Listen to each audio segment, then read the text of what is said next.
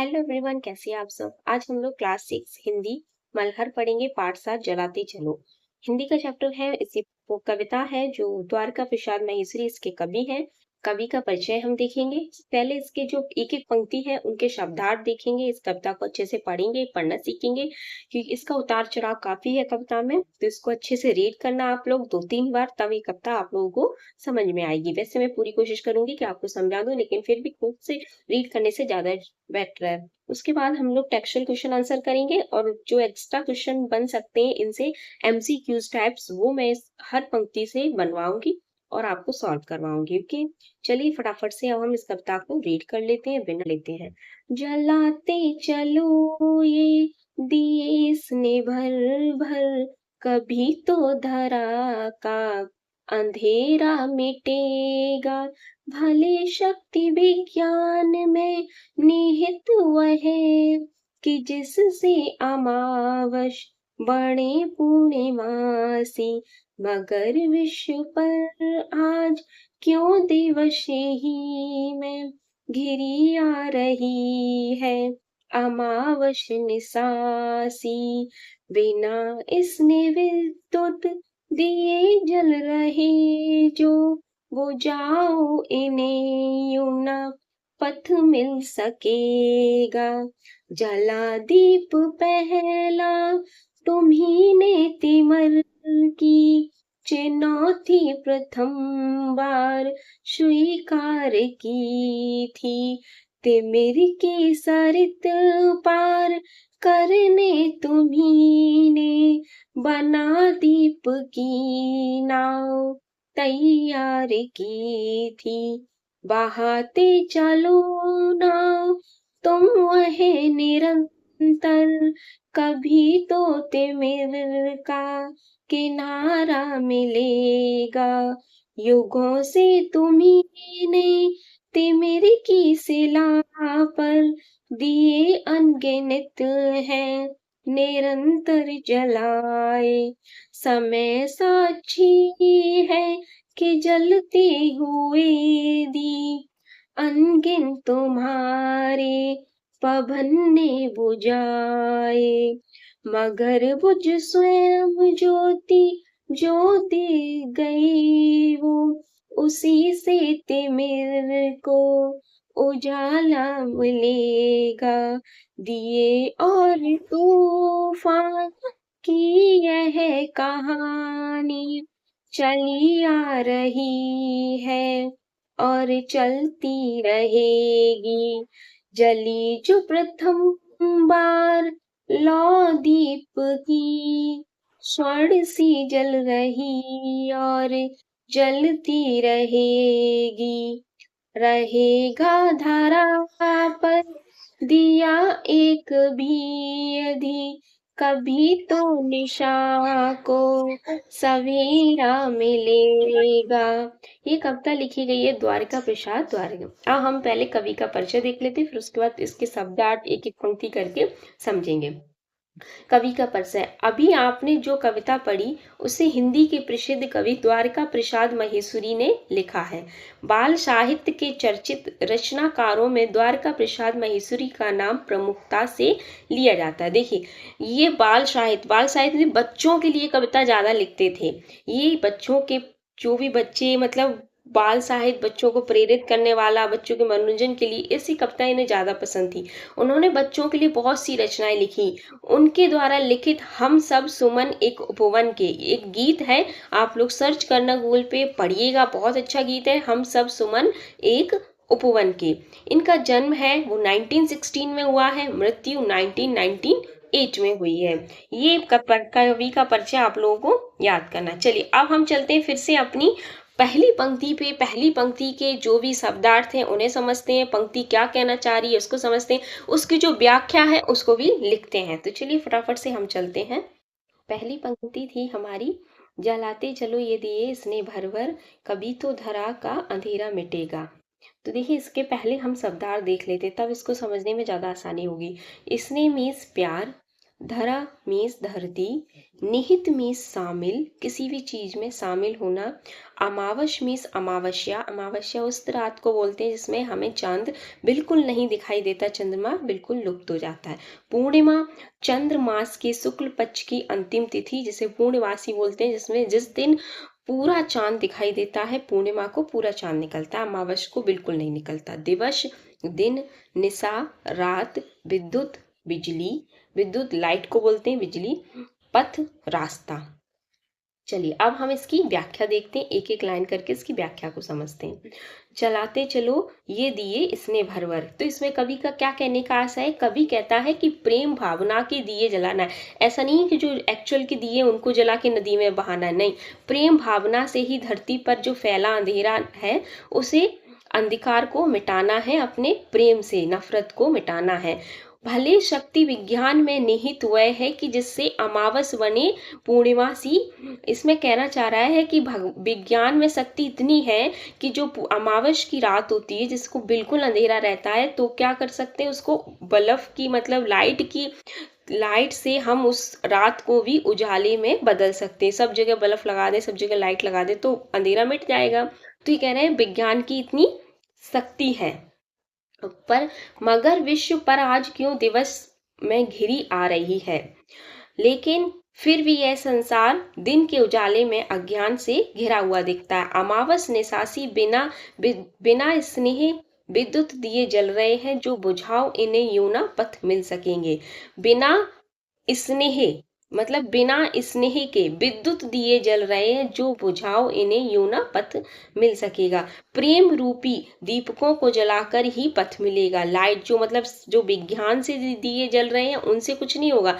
प्यार भरे या प्रेम भरे या फिर संसार में जो उजाले में अज्ञानता है, उजाले में अज्ञान और निराशा से घिरा हुआ दिखता है, उसको हमें मिटाना है। अगली पंक्ति है हमारी ओके इसी पंक्ति में जो भी बहुविकल्पी प्रश्न उत्तर बने हैं वो मैंने इसी में सी के साथ डाले हैं। तो चलिए कवि क्या जलाने की बात कर रहा है? पहला प्रश्न है हमारा, बिजली, बल्ब, स्नेह के दिए या मिट्टी के दिए? इसका आंसर हमारा क्या होगा? कवि क्या जलाने की बात कर रहा है? स्नेह के दिए, बिजली नहीं, बल्ब नहीं, मिट्टी के दिए भी नहीं, स्नेह के दिए बात कर रहा है। नेक्स्ट है, कवि दीपक में भरकर क्या भरकर जलाने की प्रेरणा दे रहा है? स्नेह रूपी तेल डालकर, घी भरकर या बिजली या शक्ति भरकर? स्नेह रूपी तेल डालकर, ना ही बिजली भरकर ना ही शक्ति भरकर। चलिए नेक्स्ट है हमारा, अमावस किसका प्रतीक है?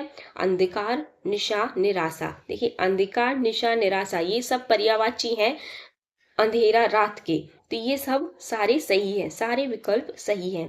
आज कैसे दीपक जल रहे हैं? रंग बिरंगे, विज्ञान, विद्युत या कोई नहीं? आज विद्युत के दीपक जल रहे हैं, लाइट के दिए। बिना स्नेह विद्युत दिए क्यों बुझाने हैं? रास्ता मुश्किल है, समय की कमी के कारण, क्योंकि पथ न मिल सकेगा, क्योंकि इसमें कविता में बात की गई है क्योंकि पथ ना मिल सकेगा। चलिए अगली पंक्ति है हमारा, जला दीप पहला तुम्ही ने, तिमिर की चुनौती प्रथम बार स्वीकार की थी। तिमिर की सरित पार करने तुम्ही ने बना दीप की नाव तैयार की थी। बहाते चलो नाव तुम वह निरंतर, कभी तो तिमिर का किनारा मिलेगा। इसके शब्दार्थ पहले देख लेते हैं। शब्दार्थ, तिमिर मीस होता है अंधेरा, शरित मीस होती है नदी, नाव मीस होती है नौका, नौका को ही नाव बोलते हैं, निरंतर मीस लगातार। ये हमारे इसके शब्दार्थ हैं। अब इसमें कवि क्या कहना चाह रहा है, अब हम इसको देखते हैं। थोड़ा छोटा करती हूँ मैं इसको, ओके। जला दीप पहला तुम्ही ने, तिमिर की चुनौती प्रथम बार स्वीकी। कभी इसमें कहता है कि आज संसार में स्वार्थ, भेदभाव, अराजकता, द्वेष, अंधकार का जो छाया है ना, वो तुम्ही ने पहली बार इस दिए को जलाया था। किसके लिए? जो चुनौती तुमने यहाँ पे, जब भी कभी भी हमारे जीवन पे या हमारे जो संसार पे जब भी किसी बुराई ने अपनी हावी की है, तो क्या किया है? जो मनुष्य है कभी भी नहीं हार माना है और उसने अपनी सूझबूझ से हमेशा इन बुराइयों को दूर किया है। चाहे आप लोग जो अंग्रेजों के शासन का समय उसको याद कर लीजिए, इतनी बुराई थी फिर भी लोग शहीद हुए, लगातार लड़े, लेकिन बुराई को मिटाया। तो इसी में कह रहे हैं जला दीप पहला तुम्ही ने तिमिर का, पहली बार भी तुम्ही ने अंधकार को मिटाया था, चुनौती तुम्ही ने स्वीकार की थी, तिमिर की सरित पार करने तुम्ही ने बना दीप की नाव तैयार की थी। दीप की नाव मतलब ऐसा नहीं कि दीपक की नाव बनाना है, मतलब नदी पार करने, जो संकट का समय है जिसमें आपको ये संकट के समय की जो नदी पार करनी है, तो उसमें जो एक प्रेम भावना तुम लोगों को दूसरों को देनी है, बहाते चलो नाव तुम्हें निरंतर, कभी तो तिमिर का किनारा मिलेगा। मतलब तुम लोग अच्छे काम हैं जो परिश्रम अपनी युगों युगों से अपनी सूझबूझ से परिश्रम से संसार की बुराइयों को दूर किया था। इतिहास साक्षी है, मनुष्य ने अंधकार से कभी भी हार नहीं मानी है, इसलिए वो कह रहे हैं बहाते चलो, कभी तो इसके आशा और प्रेम का उजाला अवश्य मिलेगा। चलिए, ये मैंने इसकी व्याख्या यहाँ पे नीचे लिखी हुई है, आप लोगों को लिखना है तो लिख सकते हैं। अब है इसके बहुविकल्पिक प्रश्नोत्तर। इस पंक्ति के अंधकार की सरित पार करने के लिए मनुष्य ने क्या तैयार किया था? दीप की नाव तैयार की थी, सारे दीपक जला दिए थे, कृत्रिम दिए बनाए थे, मनुष्य चलता रहा था। दीप की नाव तैयार की थी। हमें जीवन के अंधकार में किससे उजाला मिलेगा? प्रेम रूपी दीपक से, धन दौलत से, संपन्नता से, शांत बैठने से। प्रेम रूपी दीपक से, प्रेम रूपी दीपक से। अगला है कवि ने दिए की नाव को कैसे बहाने के लिए कहा है? थोड़ा विश्राम कर, लगातार, अकेली, नदी को रोक कर। उसने बोला है लगातार बहाओगे तभी कुछ हो सकेगा, रुक रुक के नहीं। तिमिर किसका प्रतीक है? अज्ञान, मुसीबतों का, बुराई का, सभी। तो तिमिर किसका प्रतीक है? सभी का, अज्ञान, मुसीबतें, बुराई, ये सभी का प्रतीक है, सभी। तिमिर को किनारा कैसे मिलेगा? बुराइयों रूपी अंधकार को मिटाने से, चुनौतियों को स्वीकार करने से। तिमिर समाप्त हो चुका है, का और खा दोनों विकल्प सही हैं। जी नहीं, बुराइयों रूपी अंधकार को मिटाने से। इसमें जो अंधकार का माना गया है, वो अंधकार किसको माना गया है? बुराई को। अगली पंक्ति है हमारी तीसरी वाली, युगों से तुम्ही तिमिर की शिला पर दिए अनगिनत जलाए। मतलब युगों से, पहले हम इसके शब्दार्थ देख लें। शिला या सिल मीन्स होता है पत्थर, अनगिनत, अनगिनत जिसकी गिनती ना हो सके, साक्षी, गवाह, पवन मीन्स वायु, ज्योति रोशनी, उजेला मीन्स उजाला। अब इसमें बोल रहे युगों से तुम्ही ने तिमिर की शिला पर, मतलब जो युग युग बीतते जा रहे हैं, जो पत्थर है, पत्थर की जो शिला है उस पे अनगिनत दिए जलाए हैं, निरंतर जलाए हैं। समय साक्षी है, क्योंकि भाई इतिहास तो रचा जा रहा है ना, इतिहास तो लिखा है, तो कह रहे हैं समय साक्षी है कि जलते हुए दीप अनगिनत तुम्हारे पवन ने बुझाए हैं। पवन मीन्स हवा ने बुझाए, तो ये हवा से स्पष्ट रूप से ये नहीं कि वायु ने आके बुझाए, जो बुराइयां हैं उन्होंने बुझाए हैं। मगर बुझ स्वयं ज्योति जो दिए गए, जो दे गए वे, उसी से तिमिर को उजाला मिलेगा। लेकिन वो जो ज्योति है, दिए बुझ गए हैं, लेकिन जो उजेला मिलेगा, या फिर उजाला कह सकते, उजाला मिलेगा, वो हमको मिले। मनुष्य के संकल्प और कर्मठता की प्रशंसा करते हुए कवि कहते हैं कि कठिनाइयों और कष्टों और बुराइयों को उन्होंने अपनी शक्ति बुद्धिमत्ता से मिटाया है। मुश्किलों और दुख में भी मन में निराशा नहीं उत्पन्न होने दिए। अंधकार रूपी पत्थर को इंसानों के हौसलों ने तोड़ा है। हमने ज्ञान और शक्ति के तेल से अनगिनत दिए जलाए हैं, रखे हैं। यह सिलसिला जारी रहे। इतिहास साक्षी है, मनुष्य के धैर्य और जिज्ञासा का, अश्रु और बलिदानों के अनेक गाथाएं हमें प्रेरणा देती हैं। बलिदानियों के जीवन से प्रेरणा प्राप्त कर धरती पर ज्ञान और सौहार्द फैलेगा। चलिए इसके प्रश्नोत्तर देख लेते हैं, बहुविकल्प प्रश्नोत्तर। समय किसका साक्षी है? जलते दीप पवन ने बुझाए हैं। मनुष्य के अनवरत प्रयासों का, हार न मानने की इच्छा शक्ति, या उपयुक्त सभी। तो इसमें है उपयुक्त सभी। भाई ये सारी ही बातें कवि ने बोली हैं। पवन के पर्यायवाची हैं समीर, पताका, अनल या पवक। तो किसके? पवन के। सब पवन का है समीर। अनगिनत दीप कहाँ जलाए गए हैं? दिवाली की रात, घर के आंगन में, अंधकार रूपी शिला पर या कहीं नहीं? तो भाई अंधकार रूपी शिला पर। तिमिर को उजाले में कैसे परिवर्तित करें? काव्यांश के आधार पर उत्तर छाटें। शहीदों के जीवन से प्रेरणा प्राप्त कर, मोमबत्ती जलाकर, विद्युत दिए की सहायता से, सुबह की इंतजार कर। तो विद्युत दिए, ओके। तुम तिमिर को उजाले में कैसे परिवर्तित कर सकते हैं? तो शहीदों के जीवन से प्रेरणा प्राप्त कर। शहीदों जो शहीद हुए थे उन्होंने प्रेरणा दी है। अनगिनत शब्द का अर्थ है जिसे गिना ना जा सके, विशेष दिए का नाम जिनकी गिनती ना हो, या संख्या। तो इसका है जिसकी गिनती ना हो, या फिर जिसे गिना जा सके। नहीं, ये नहीं होगा, ये होगा जिसकी गिनती ना हो। चलिए अगला है हमारा, दिए और तूफान की यह कहानी चली आ रही है, चलती रहेगी, जली जो प्रथम बार लो दीप की स्वर्ण सी जल रही है, चलती रहेगी, रहेगा। धरा पर दिया एक भी यदि, कभी तो निशा को सवेरा मिलेगा।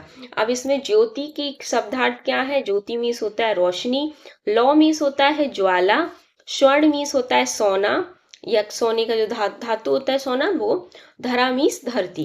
अब इसमें बोल रहे हैं दिए और तूफान, मतलब दिए जो है जब हवा चलती तो कितना झटपटाता है बुझता हुआ, देखा होगा आपने। तो दिया और तूफान की यह कहानी चली आ रही, मतलब बहुत पुरानी कहानी चली आ रही, चलती रहेगी, आगे भी चलती रहेगी।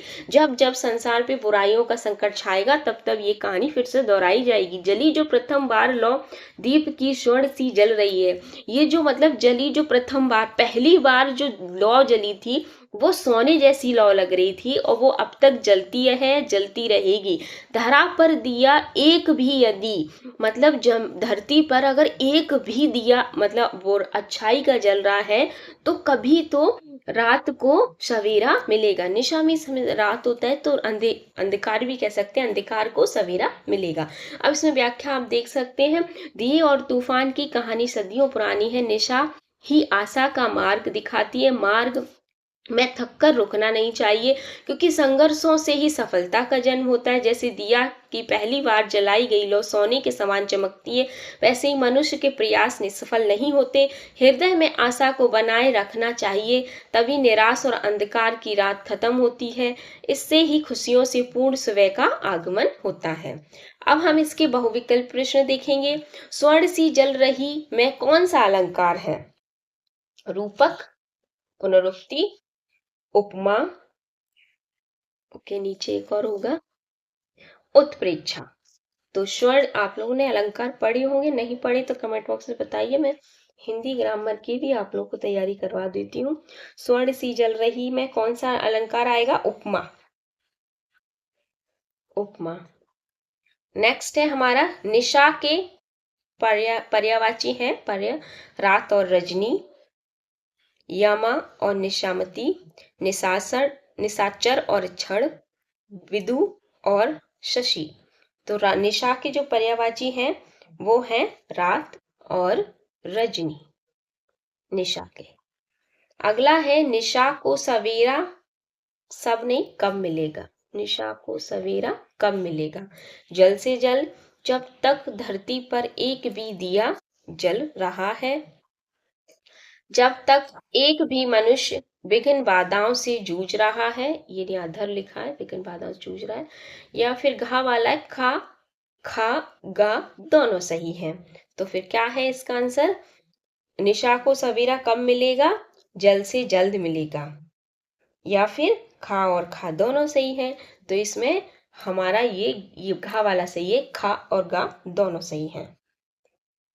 अगला है हमारा, जली जो प्रथम बार लौ दीप की रहेगी, दी गई पंक्ति को सही विकल्प चुनकर पूर्ण कीजिए। ओके, दी गई, जली जो प्रथम बार लौ दीप की, स्वर्ण जल रही है जलती रहेगी, यही था ना, स्वर्ण सी जल रही है जलती रहेगी, लेकिन इसमें सी नहीं है। स्वर्ण सी जल रही, जली सोने के समान जल गया, ये रहा, स्वर्ण सी जल रही और जलती रहेगी, तो घा वाला सही होगा। ओके, अब हमारे हैं टेक्सचुअल क्वेश्चन आंसर। तो वो टेक्सचुअल क्वेश्चन आंसर हम लोग पार्ट 2 में करेंगे, काफी लेंदी वीडियो हो जाएगा। अगर आप लोग चैनल पे नए हैं तो प्लीज लाइक कीजिए, सब्सक्राइब कीजिए, और हाँ वीडियो पसंद आए तो लाइक शेयर कीजिए। Bye bye.